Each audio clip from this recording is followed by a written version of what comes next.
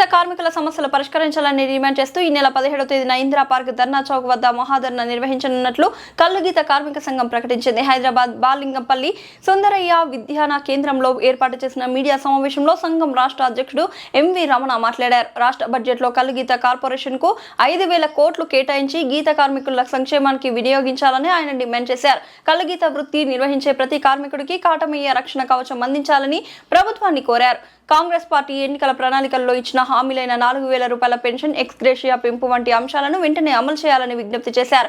ఈ మహాధర్నాకు కల్లు గీత కార్మికులు పెద్ద సంఖ్యలో హాజరై విజయవంతం చేయాలని ఎంవి రమణ పిలుపునిచ్చారు.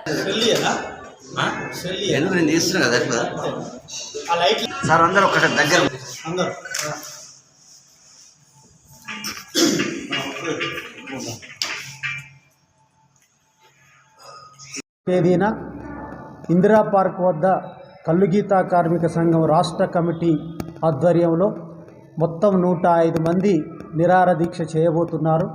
ప్రధానంగా రాష్ట్ర ప్రభుత్వం ప్రవేశపెట్టబోయేటువంటి బడ్జెట్లో గీతా కార్మికుల సంక్షేమానికి 5,000 కోట్ల రూపాయలు కేటాయించాలని, అలాగే ఎన్నికలకు ముందు కాంగ్రెస్ పార్టీ గీతా కార్మికులకు ఇచ్చినటువంటి హామీలను అమలు చేయాలని చెప్పి డిమాండ్ చేస్తూ ఈ దీక్ష సాగుతుంది.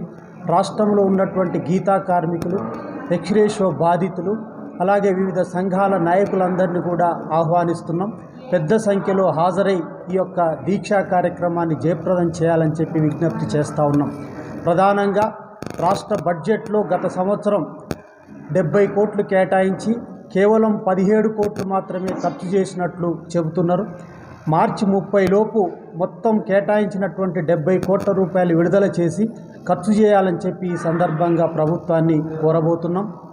అలాగే ఎన్నికలకు ముందు కాంగ్రెస్ పార్టీ అనేక హామీలను గీతా కార్మికులకు ఇచ్చారు.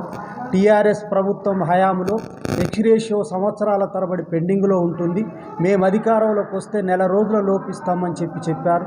కానీ 2 సంవత్సరాలు దాటినప్పటికీ ఇప్పటి వరకు ఎవరికి కూడా ఎక్స్గ్రేషియో ఇవ్వలేదు. రాష్ట్రంలో 850 మంది ఎక్స్గ్రేషియో బాధితులు ఉన్నారు. దీంట్లో 140 మంది చనిపోయారు, 170 మంది శాశ్వత వికలాంగులయ్యారు.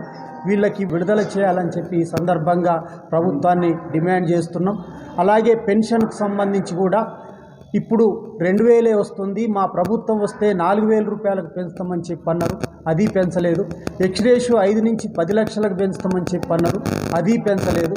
అలాగే కొత్త దరఖాస్తులు కూడా పెన్షన్కు సంబంధించినటువంటి ఎవరి కూడా స్వీకరించట్లేదు. 2 సంవత్సరాలు దాటింది.